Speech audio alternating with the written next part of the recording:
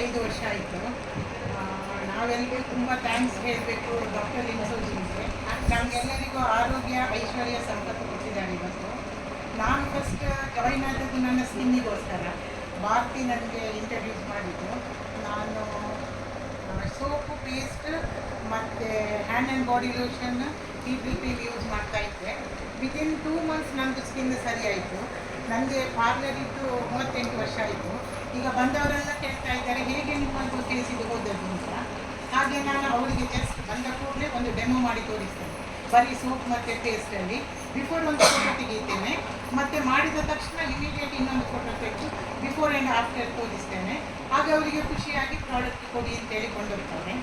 ಮತ್ತು ನಾನು ಎಲ್ಲ ಕಸ್ಟಮರಿಗೆ ಸಹ ಸ್ಪರೋಲಿನ GL ಅದರ ಬಗ್ಗೆ ಹೇಳಿದೆ. ಮತ್ತು ಬೆಲ್ಲ ತುಂಬ ಹೋಗ್ತಾ ಉಂಟು ನನಗೆ. ನನ್ನ ಮಗಳೇ 10 ಪ್ಯಾಕೆಟ್ ಕೊಂಡೋದ್ಲು ಮೊನ್ನೆ ದುಬೈಗೆ ಹೋಗುವಾಗ. ಮತ್ತು ಇದು ನನ್ನ ಊರು ಮಂಗಳೂರು. ನಾನು ಡೈನಾ ವಾಶ್ ಯೂಸ್ ಮಾಡ್ತಾ ಇದ್ದೇನೆ, ಡೈನಾ ಕ್ಲೀನ್.